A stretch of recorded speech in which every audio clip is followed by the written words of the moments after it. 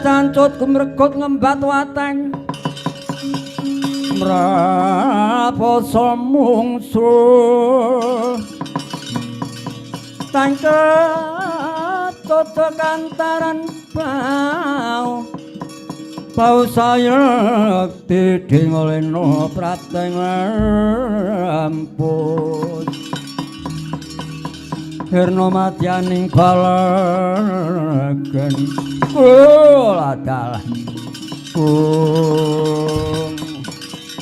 Om Titiang Klodra Mas Patik Raja Dewaku durung satara nggonku nganglang jagat miring-miring cecangkung golek manungsa kanandang Sukerta wah iki wangun wis kepranggul utah bagus sijen tampuk Gus kowe tak takoni jenengmu sapa lan menungsa saka ngendi wah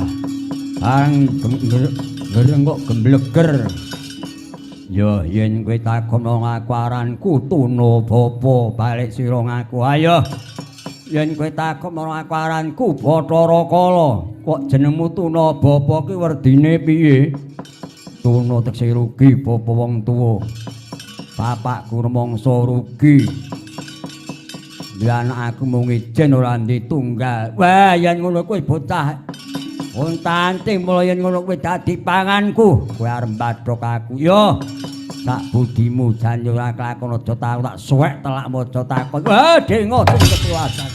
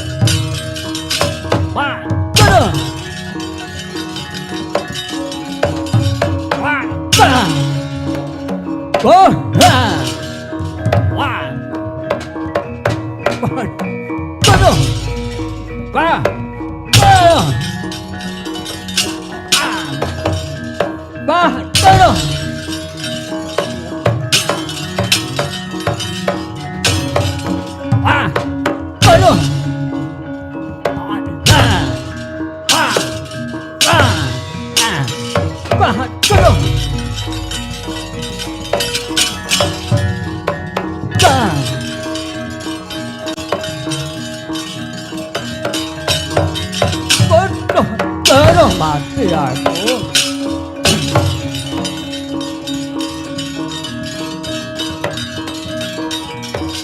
Aduh.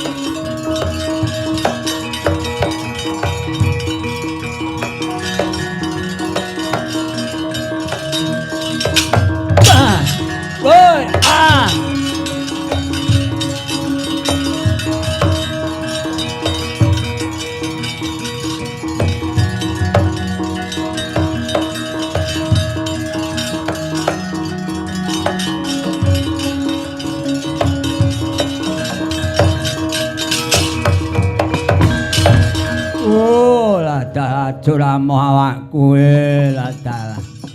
Moyo sing ku metung wis ndrenjet lho, tak etung kriyek mentek juta kemil. Kudune tiba. Kemil kok malah awakku menjoto kabeh kaya ngene. Waduh. Jar kaya ora entuk kemil ya entuk mentrek-mentreke jane ora apa-apa lho. Wah, iki kok ana menungso ngaglah nang ngarep aku ki sapa? Aranku Bapa Tuna. Lho, Kamatuna Bapa iki Bapa Tuna. Iya. Aranku Bapa Tuna, Bapa Bapak Tuna Rugi.